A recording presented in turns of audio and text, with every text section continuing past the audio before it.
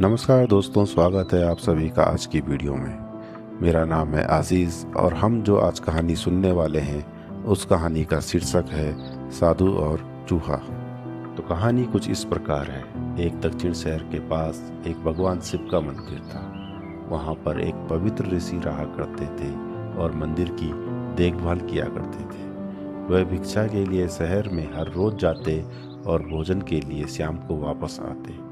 वे अपनी आवश्यकता से अधिक एकत्र कर लेते थे।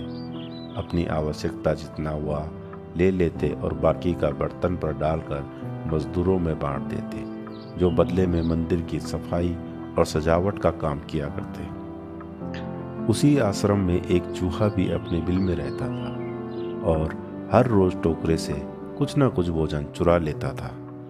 जब साधु को एहसास हुआ कि एक चूहा भोजन की चोरी करता है तो उन्होंने उसे रोकने के लिए सभी तरह की कोशिशें की। उन्होंने टोकरे को काफ़ी ऊंचाई पर रखा ताकि चूहा वहां तक न पहुंच सके, और यहाँ तक कि एक छड़ी से चूहे को मार भगाने तक की कोशिश की, लेकिन चूहा फिर भी किसी न किसी तरह टोकरे तक पहुंचने का रास्ता ढूंढ लेता और कुछ भोजन चुरा लेता। एक दिन एक भिक्षु मंदिर की यात्रा करने के लिए आए थे, लेकिन साधु का ध्यान तो चूहे को डंडे से मार भगाने में था और वो भिक्षुक से मिल भी नहीं पाए। इसे अपना अपमान समझकर भिक्षुक क्रोधित होकर बोले, आपके आश्रम में मैं फिर कभी नहीं आऊँगा, क्योंकि लगता है मुझसे बात करने के अलावा आपको अन्य काम ज़्यादा महत्वपूर्ण लग रहा है। साधु ने विनम्रतापूर्वक चूहे से जुड़ी अपनी सारी परेशानियां भिक्षुक को बताई। कैसे चूहा उनके पास से भोजन किसी न किसी तरह चुरा लेता है। यह चूहा किसी भी बिल्ली या किसी भी बंदर को हरा सकता है। अगर बात मेरे टोकरे तक पहुंचने की है तो मैंने हर कोशिशें की है, लेकिन वह हर बार किसी न किसी तरह भोजन चुरा ही लेता है। भिक्षुक ने भी साधु की परेशानी को समझा और सलाह दी। चूहे में इतनी शक्ति, आत्मविश्वास और चंचलता के पीछे अवश्य कुछ न कुछ कारण होगा। भिक्षुक बोले, मुझे यकीन है इसने बहुत सारा भोजन जमा कर रखा होगा और यही कारण है कि चूहा अपने आप को बहुत ताकतवर महसूस करता है और ऊंचा कूदने की शक्ति भी उसे इसी ताकत से मिलती है।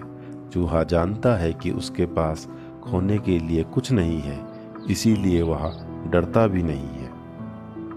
इस प्रकार साधु और भिक्षुक ने निष्कर्ष निकाला कि अगर वह किसी तरह चूहे के बिल तक पहुंचने में सफल हो जाते हैं तो वह चूहे के भंडार तक पहुंचने में भी सक्षम हो जाएंगे। उन्होंने फैसला किया कि अगली सुबह वह चूहे का पीछा करेंगे और उसके बिल तक पहुंच जाएंगे। अगली ही सुबह दोनों ने चूहे का पीछा किया और उसके बिल के प्रवेश द्वार तक पहुंच गए। जब वह खुदाई करने लगे तो उन्होंने देखा कि चूहे ने अनाज का एक विशाल भंडार बना रखा है। फौरन ही साधु ने सारा चुराया गया भोजन एकत्र किया और मंदिर में वापस ले गए। जब चूहा वापस आया तो उसने देखा कि वहां से सारा अनाज गायब है। वह बहुत दुखी हुआ। उसे इस बात का गहरा झटका लगा और उसने अपना सारा आत्मविश्वास खो दिया। अब चूहे के पास भोजन का भंडार नहीं था।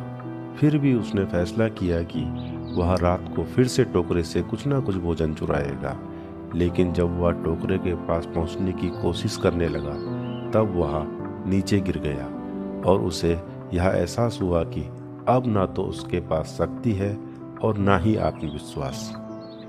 ठीक उसी समय साधु ने भी छड़ी से उस पर हमला किया। किसी तरह चूहा अपनी जान बचा के भागने में कामयाब रहा और फिर वापस कभी मंदिर में नहीं आया। तो दोस्तों, इस कहानी से हमें यह सीखने को मिलता है कि अगर हमारे पास भी संसाधनों की कमी ना हो तो हमारी शक्ति और आत्मविश्वास में भी कभी कमी नहीं आती। तो दोस्तों, आपको आज की कहानी कैसी लगी कमेंट करके ज़रूर बताना, और कहानी अच्छी लगी हो तो वीडियो को एक लाइक ज़रूर करें। आपने चैनल को अगर अभी तक सब्सक्राइब नहीं किया है या आप चैनल पर नए हैं तो प्लीज़ चैनल को सब्सक्राइब कर लें, क्योंकि ऐसी ही मज़ेदार कहानियाँ मैं इस चैनल पर लेकर आता रहता हूँ। तो मिलते हैं जल्दी से किसी नेक्स्ट वीडियो में एक अच्छी सी कहानी के साथ। तब तक के लिए love you all, bye bye.